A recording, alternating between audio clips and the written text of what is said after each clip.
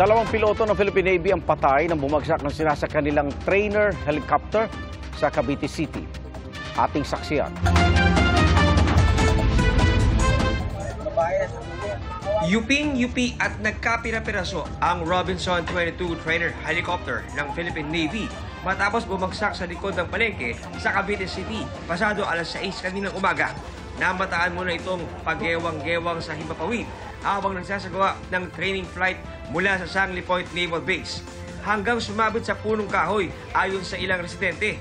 May narinig pa raw silang kakaibang tunog mula sa makina nito.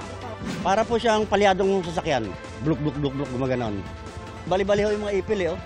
Nasagin mo na yung ipil.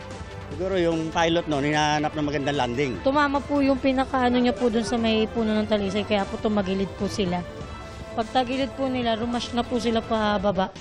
Naisugod po sa ospital ang pilotong si Lieutenant John Kyle Bores at co-pilot niyang si Ensign Iza Leona Tacan. Pero nasawi sila. Nakalagak ang kanilang mga labi sa isang punerarya sa Kawit, Cavite. Puno ng pagkadalamhati ang kanilang mga kaanak.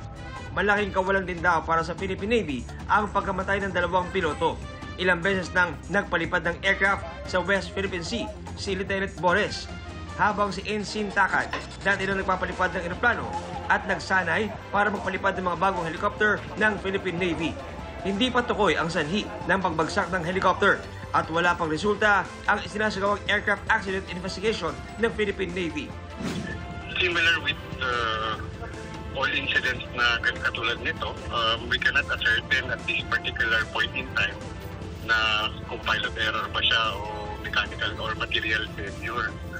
Let us just wait for the comprehensive investigation, sir, because our goal is to determine the cause of the accident with the primary objective of preventing such accidents from happening in the future. Ngayon po ay nakikipag-ugnayan po tayo sa Philippine Navy, baka makakuha po ng ilang detalye. Bibigyan po natin ng pagkakataon. Siyempre yung CAAP will also investigate.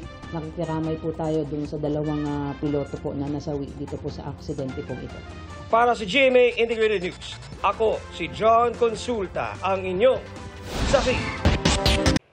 Mga kapuso, sama-sama tayo maging saksi. Mag-subscribe sa GMA Integrated News sa YouTube at para sa mga kapuso abroad, samahan niyo kami sa GMA Pinoy TV at sa www.gmanews.tv.